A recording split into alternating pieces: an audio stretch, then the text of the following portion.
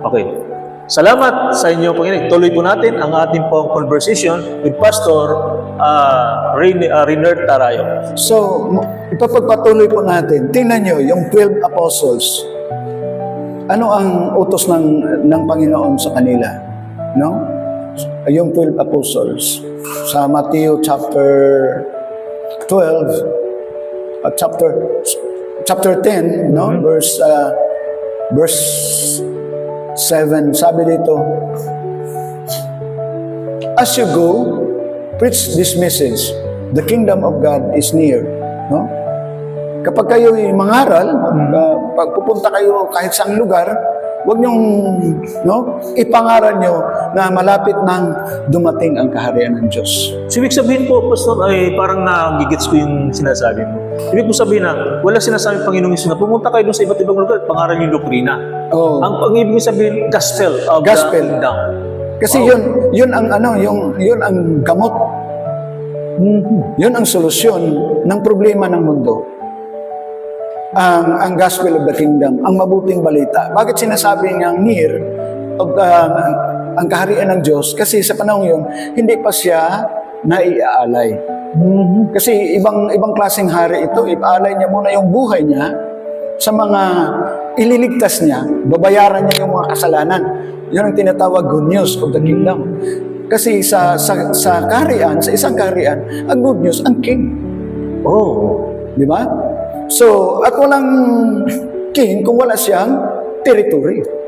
Siyempre, talaga. Diba? Hindi ka pwedeng tatawaging king kung wala ka rin territory. At hindi pwedeng magkaroon ng isang kingdom kung wala kang constitution. Yes, of course. Kailangan may constitution ka. What is the constitution of the kingdom? Yun magandang pag-usapan natin. Pero hanggang ubusin yung oras natin yan. Siguro sa susunod natin pag-usapan. Siguro lagpasan muna natin yan para naman medyo maatato kaya yung ating mga viewers. Ano ba yung constitution ng kingdom? Yeah. Abangan niyo po sa mga susunod po naming tatalakayin. Sige po, Pastor, tuloy po. The constitution of the kingdom, yun yung righteousness. Yun yung righteousness. Righteousness of the kingdom. Kasi halimbawa, sa ating bansa, ano ang righteousness? Paano magiging righteous ang isang tao kapag tayo sumusunod sa ating mga batas, constitution? No? So sa kaharian ng Diyos, ang constitution is yung Word of God. Word of God. Yes, Word of God. Kasi yan ang righteousness. Ang salita ng Diyos, magiging tama ang ating alignment sa kaharian ng Diyos. Kapag sinasabuhay natin yung salita ng Diyos, magkakaroon tayo ng tamang relasyon sa kingdom. So, ibig sabihin, kasi pinag-usapan natin about constitution, siguro tatalakay natin konti, ano? Ibig sabihin, kung may constitution, may batas. Yes. Ang problema ngayon, kasi marami nagsasabi na wala na rin batas. Paano ba ito? Kaya nga, hindi pwedeng magkaroon ng isang kaharian kung walang batas, di ba? Yun Walang na, constitution. So, ang problema kasi, parang hindi naintindihan ng mga totoo yun, na grace. Grace ang salvation. Kasi hindi tayo nagtrabaho, hindi tayo nagtrabaho ng ating kaligtasan. Ang gumawa, God has accomplished sa pamamagitan ng ating salvation, sa pamamagitan ni Christ. Galing talaga sa Ama yung salvation. Tama, oh. Hindi absolute na si Christ ang salvation. Sa pamamagitan niya. Kailangan mag-recognize natin, maintindihan natin na ang kaligtasang ibibigay sa atin ay sa pamamagitan ng ating Panginoon, yung pag-aalay ng kanyang buhay, pag-aalay ng kanyang So, pag-uusapan natin yan.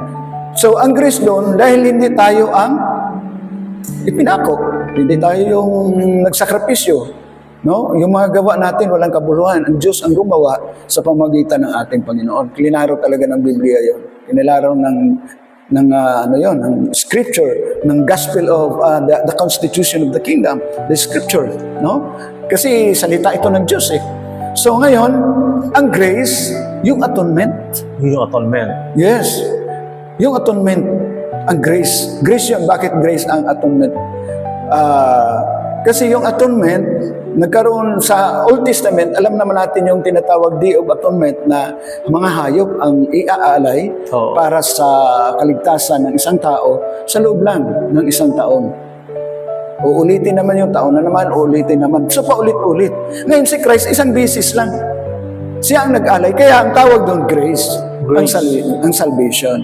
Ngayon, dahil grace ang salvation, hindi naman naipako. Yun ang naipako, yung mga law, yung ano na yun. Kasalanan. Yung mga kasalanan. Dahil doon sa typology, ang tawag doon, mga symbolic figurative sa Old Testament, na ang kasalanan ng tao sa pamagitan ng hayop, dugo ng hayop, mawala. So sa pamamagitan din ni Christ, sa pamagitan ng ating pananampalataya, sa kanyang ginawa, sa kanyang pag-alay ng kanyang buhay. Grace yun.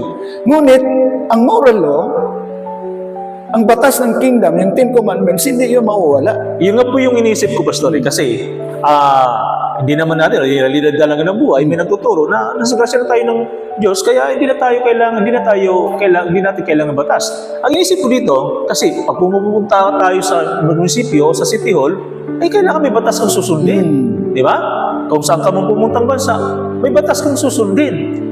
Tawagin ko sa sarili ko, parang napaka-unfair naman yata noon na mayroong tayong sinusunod na batas dito sa lupa, pero batas ng Diyos ay hindi mo susundin. Yun ang problem. Diba? Kaya napakaganda po ng ating pong talakayan ngayon at marami pong makakaintindi nito at siguro sa mga susunod natin mga videos mga pagtuturo ay mas lalo silang magsasaliksik, no? Kaya, sige po Pastor, tuloy niyo po yung... So, tuloy tayo. So, ang Ten Commandments, hindi napako yan. Kasi sabi ng iba na ipako daw. Ngayon, ang tanong dyan, bakit maraming mga reliyon nagtuturo pa rin huwag kang magnakaw kung naipako yun? So, ibig sabihin, Patuloy pa existing. rin. Nag-exist. Active pa rin yung commandments ng Diyos. Yan ang gospel of the kingdom, yung Yun. righteousness of the kingdom, ay law.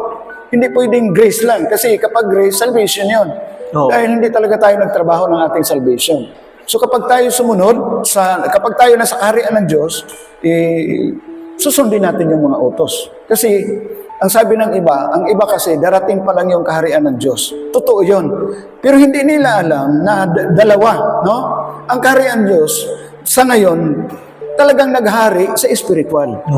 Darating yung physical, pagbabalik ng ating Panginoon. Yung ba yung sinasabing millennial reign? Hindi pa. Iba pa yun. O pagdating ng yun ang millennial reign, no? Doon na magkakaroon ng millennial reign kasi pero sa ngayon, simula nung sabi niya, upon this rock I will build my church. Tinayo na ng ating Panginoong Jesucristo ang kanyang kaharian. Kasi isa siyang hari. Kapag hari ka, ikaw may karapatang magsabi na, I will build my Church. church. So ang church kasi na iniisip ng iba, yung building. Yung church doon yung tao. Kasi ang word na ecclesia, no, kahal sa Hebrew, sa Greek ecclesia is referring to the people, citizens of the kingdom. Citizens, sila, mamamayan ng isang bansa o katulad halimbawa ng Israel, kahal, isa silang community o ng isang bansa. Kaya kapag sinabing kahal or ecclesia sa Greek, isa lang kahulugan, citizens of the kingdom. Hindi membro ng isang particular na grupo. So, ibig sabihin, nasanay lang talaga yung mga nasanay lang. pananampalataya na ang isang building tawagin na church, no? Yun. Minsan, hindi nila intindihan yung totoo palang church ay yung tayo. Yung Tao. citizens. Citizen. Citizens of the kingdom. Kaya kapag pag-aralan natin, sabi ni Paul, we are the citizens. But our citizenship is in heaven. So, ang citizenship natin, present yun. No?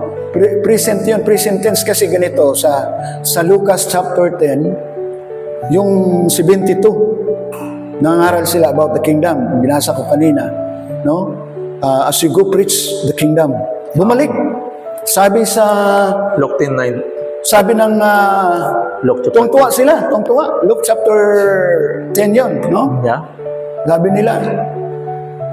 Sabi dito sa verse 9 ng Luke, heal the sick who are there and tell them the kingdom of God is near you. So, nung verse 19 to 20, tungtuwa sila, bumalik sila. Sabi nila kay Christ, Panginoon, ang mga demonyo ay sumusunod sa iyong pangalan. Pero ano sabi ni Christ? Huwag kayong magalak na ang mga demonyo ay sumusunod sa inyo, nagsasubmit sa inyo. Ang ikakagalak nyo na ang iyong pangalan ay nakasulat sa langit. Oh, wow. Wow, ang ganda nun. No?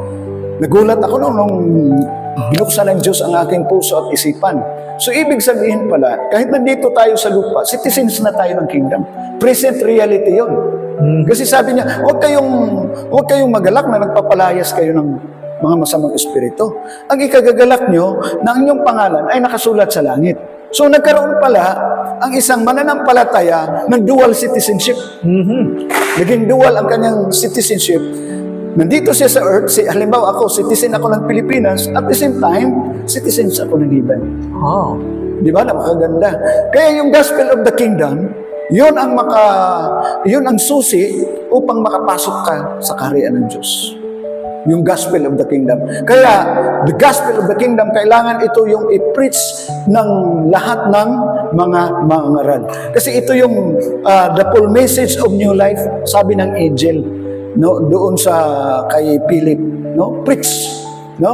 So, ito yung righteousness. Kaya nga, I am not ashamed of the gospel because it is the power of God. It is the power of God unto salvation. First for the Jew, then for the Gentile. Special talaga lagi ang Jew, no? Bago mapunta ng ibang bansa, Jew talaga. Special talaga sa Diyos ang mga Jew. Kaya dapat igalang yung mga Jew na yan, no? So yung gospel of the kingdom, yun ang righteousness. Kaya nga, sinabi ng Jeremiah, the Lord is our righteousness. Sinong Lord na to? Ang tinutukoy dito. Baka sabihin nilang Ama. Siyempre, righteous ang Ama. Pero ang tinutukoy dito, kasi Jeremiah, prophetic message, na ang tinutukoy ditong Lord, si Christ. Kaya kapag tinanggap natin ang gospel of the kingdom, although napakalawak, no, hindi lang naman isa na ang dapat nating pag-aralan natin about salvation, about faith, tama. about repentance. Ang dami-dami nating pag-uusapan. Lahat ng yung buod, ang tawag doon, the gospel of the kingdom. Lahat, all the gospel of the kingdom. Yung all the gospel of the kingdom, yun ang tinatawag, the righteousness of God. Kaya nga, seek ye first the kingdom of God and His righteousness. The righteousness of the kingdom.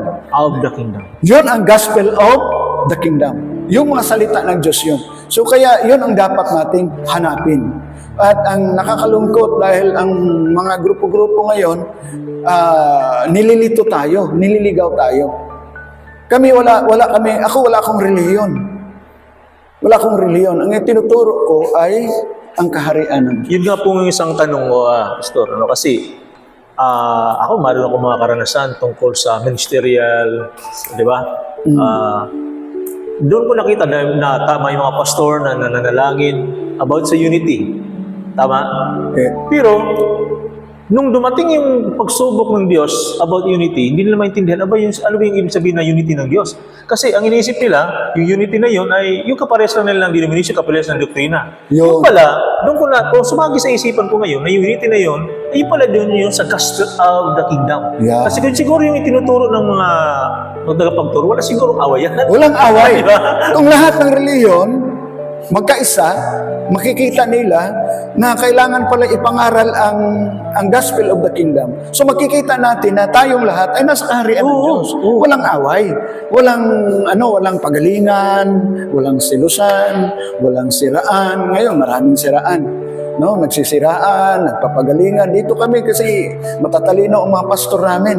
No, kahit ang pastor mo abogado, kahit ang pastor mo economist, kahit ang pastor mo accountant, o kahit ano dyan ang pastor mo, kung walang espiritu ng Diyos yan, wala din yan. So yun, Pastor, may tanong po ako. Ano ba talaga, gano'n ba ka-importante itong gospel of the kingdom? Ito ang susi upang mapatawad ang ating mga kasalanan. Kasi kung hindi natin ito papangaral, walang maliligtas. So, ang gospel of the kingdom, ang siyang susi upang maligtas ang mga tao. Kaya nga, upang makapasok tayo, kailangan natin ng repentance. Repentance talaga. Kasi sabi ni John the Baptist, sabi niya sa Matthew, no? Ulitin natin yung kay John, Matthew chapter 3 verse 2, sabi niya, repent for the kingdom of heaven is near. Malapit na. So laging repent. Laging repent. So sa Mark chapter 15, ang ating Panginoon sa Kristo sabi niya, the time has come, He said, the kingdom of God is near. Repent and believe the good news. Yan po yung sinasabi ng Mark chapter 1, verse 15. Wow. Repent. So, sa 12 Apostle, ang utos ni Christ, as you go preach this message, the kingdom of God is near. Sa 72, sabi naman sa chapter 10, verse 9, heal the sick who are dear and tell them the kingdom of God is near you. So, kaya ang kingdom of God, hindi siya matter of talk, but a matter of power. Kaya, kayong nanonood dyan, nakikinig dyan, kapag kayo mayroong mga sakit, mga karamdaman, mag-message po kayo sa amin. Ipagpipray ko po kayo, pwede kayo sa messenger, dahil ang kapangyarihan ng Diyos, ang kaharian ng Diyos ay nasa lahat ng dako. Nasa lahat ng dako. No? Handang hindi maikli ang kamay ng Diyos, hindi limitado ang kapangyarihan ng Diyos upang abutin ang isang taong nangangailangan ng kagalingan. Marami na po akong pinag-pray, ang lahat ay kapurihan lamang sa Diyos. 2 beses akong ginamit ng Diyos bumuhay ng patay. Hindi akong bumuhay, ha? Ang Diyos. Bakit? Kasi yung tinuturo ko, kaharian ng Diyos. Hindi ako nagtuturo ng aking relihiyon. No? Bulag, may nakikita. Bingi. No? Yung mga sakit na hindi na kayang pagalingin ng doktor, ano niyo po sa amin, mag-message po kayo at ipag-pray po natin. Yung hindi na, wala na talagang pag-asa. Asahan nyo na lang ang Diyos. At mag-ano kayo sa amin, mag-message po kayo sa akin at itong mga nakaraang buwan, may isang tao na hindi ko kilala nag-message sa akin dahil siya ay kumatos. Ngayon po, nakakalakad na po siya. Wow. Hindi ko po siya kilala. No? Nagtaka ako kung sino eh. Nag-message sa messenger. Maganda po yung panalangin po kasi kahit sa Australia ka, Japan ka, kung saan ka lugar sa mundong ito, ang prayer napakalayo nung naaabot ng panalangin. Ngayon Yun po yung kasi, panalangin ng sa season na, sa ano na ito, sa kapanahon lang ito, si Christ ay nasa kanan ng Ama. Ibinigay sa Kanya ang kapangyarihan sa langit at sa lupa. Kaya, ang kaharian ng Diyos ay nasa lahat ng dako. No? Although si Satanas ay naghahari sa mga unbelievers, ngunit ang kapangyarihan ng Diyos ay hindi po limitado. So, ibig sabihin, may tanong lang, Apostol. No? Naisip ko lang, kung mayroong kaharian ang Diyos, kung nandito si Satanas, mayroon din siyang kaharian, ibig sabihin ito, dalawang kaharian ang umiiral sa mundong ito. Yes, dalawa. Klinaro ng Biblia yan, the kingdom of darkness and The kingdom of light. the kingdom of light. No? The kingdom of God and the kingdom of Satan. Ganun talaga yon. Kaya nagkakaroon ng labanan yan. Kaya tingnan nyo kung saan grupo kayo. Kung sa kingdom ba. Kasi kung sino man ngayon nangangaral ng division, pag-away-away, paninira, iba na yan. Ibang espiritu yan. Ang puso ng kaharian ng Diyos is pag-ibig. So, Pastor, salamat sa mga paglilinaw na yun. Ito yung ating tanong ngayon. Ano ba yung key core points ng the gospel of the kingdom? Para naman malaman ng mga ating viewers kung ano ba yung mga key points na yun. Number 1, definition. It proclaims that God's kingdom, characterized by justice, peace, love, and redemption. It is breaking into human history. Jesus' life, teaching, miracles, death, and resurrection. So, kaya nga, kung tatanggapin natin ang Panginoon, sabi ito, whoever confess that Jesus is Lord and believe in his heart, no? Maliligtas ang taong yun. So, kailangan lang niya maintindihan at maunawaan ang redemption. Redemption yung, kasi sabi ni John the Baptist, look, the Lamb of God who takes away the sins of the world. The sin of the world. So, mayroon talaga. Kaya pag-aralan natin. Ano naman po yung basis natin sa scripture regarding the gospel of the kingdom? Ang basis natin, Jesus began His ministry with the message, the time has come. Dumating na. No? He said, repent and believe the good news. So, makikita lang talaga natin kapag tayo ay magsisi. Kaya nga, sabi ko nga sa mga kaibigan kong mga pastor, ang susi upang makapasok sa kaharian ng Diyos, makita ang kaharian ng Diyos is talaga yung repentance. Repentance. Pagtalikod talaga sa kasalanan.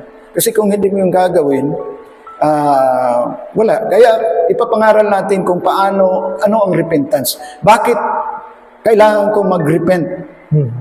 Bakit kailangan kong magsisi? Kasi maraming mga tao ngayon, kahit anong gawin mong pagsisir, kasi bakit naman ako magsisi? Religyoso akong tao. No? Yung alamin mo na ang reliyon mo, hindi yan makakaligtas sa'yo. Ang makakapagligtas sa'yo, hindi yung loyalty mo sa reliyon. Ang makapagliligtas sa'yo, ang salita ng Diyos. Tama. Oo. Wala. Kahit anong loyal ka sa grupo mo, tapos wala naman sa buhay mo ang salita ng Diyos, wala yan. Hindi kayo liligtas niyan.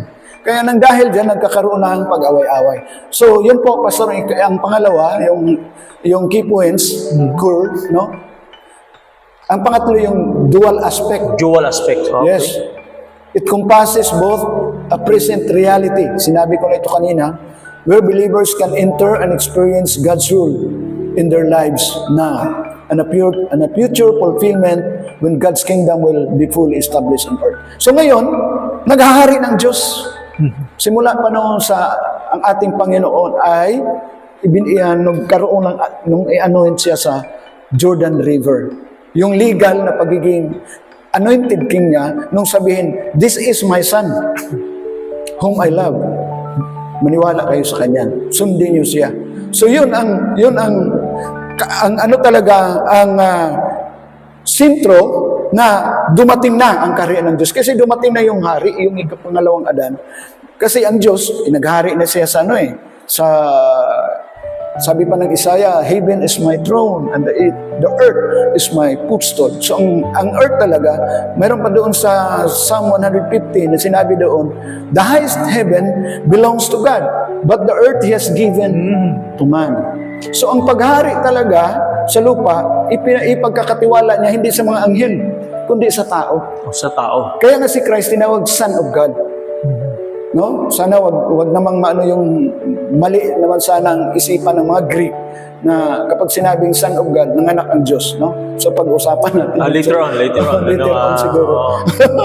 So, medyo malaking kontrobersiya yan. malaking kontrobersiya yan. Siguro ngayon natin muna pag-usapan. Ang kaligtasan mo na pag-aaralan natin. Pero hindi talaga may usap darating tayo din kasi ang ating pag-usapan ay about the gospel of the kingdom. Kailangan. Oo. Lalo na kanina yung ating napag-usapan, yung constitution, yung kingdom constitution. Napakahalaga. Napakagandang Elaborate pag-usapan natin yun. sa susunod, ano? Sa ibang panahon ng Yeah. ipanalangin nyo kami. Oo. Kami po ay hindi po kami binayaran, ha?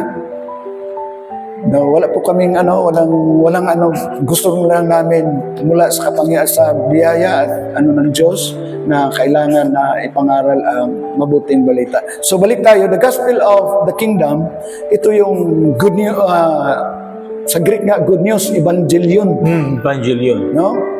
Evangelion, Besora Tova sa Hebrew, no? Good news. At ang good news na ito, hindi ito bad news. Siyempre, pag good news, hindi siya bad news. Oo. Pag bad news, hindi siya good news. Ang totoong good news, yung kamatayan at muling pagkabuhay ng ating Panginoon. Hindi talaga masisira ang katotohanan. Nasa history talaga yun, pati science, na talagang may nangyari na si Kristo ay namatay at muling nabuhay. At kitang-kita mo naman kung bakit buhay ang ating Panginoon. Kasi ngayon, kung may mga sakit at mga karamdaman, kapag lumapit ka sa Panginoon, papagalingin niya. Tama, kasi unang-una sabi yan ng Mark chapter 16 verse 17. Kaya nga, heal the sick. Preach the kingdom, heal the sick. Kapag mayroon kayong makitang may mga sakit, may mga karamdaman, ipanalangin nyo. Libre nyong tinanggap, Libre nyo ring ibahagi. ibigay. Wow. So, kaya walang pira-pira rito. Ah. Salita lamang ng Diyos. Okay. No? So mga kapatid, nawa ay nagustuhan nyo ang ating talakayan. Paumpisa pa lang po yan. Hindi pa po yan yung katapusan. Marami pa po tayong pag-uusapan ng mga issues o mga talakayan na ating gagawin dito sa Gospel of the Kingdom program na kung saan ay magkakaroon tayo ng kaalaman. Ano ba talaga itong Gospel of the Kingdom? Kasi baka mamaya nabasa nyo lang, hindi nyo naman naintindihan. Mm. Di ba? Kaya dito, sa programang ito, magkaunawa kayo, ano ba yung gospel of the kingdom. Napakalawak po ng sakalaw ng usapin na ito. Lalo na, kanina pinag-usapan namin na yung kingdom constitution. Wow, mayroon akong subject nung that time na ang galing, ang sarap ituro because marami pong hindi nakakaalam noon at ito siguro aming pag-usapan sa susunod na mga episode namin pong ilalabas ng mga video. And I hope na patuloy niyo po kaming ipanalangin para sa paglago ng gawain ito. Hindi po ito sa amin lang, kundi ito ay para sa lahat na nawa ay maraming mga taong kumilala sa ating Panginoon Hesus bilang tagapagligtas na pinadala ng Diyos na si Yahweh, okay? Na paano ba talaga, ano ba yung pamamaraan, paano ba naligtas, paano ba nagligtas.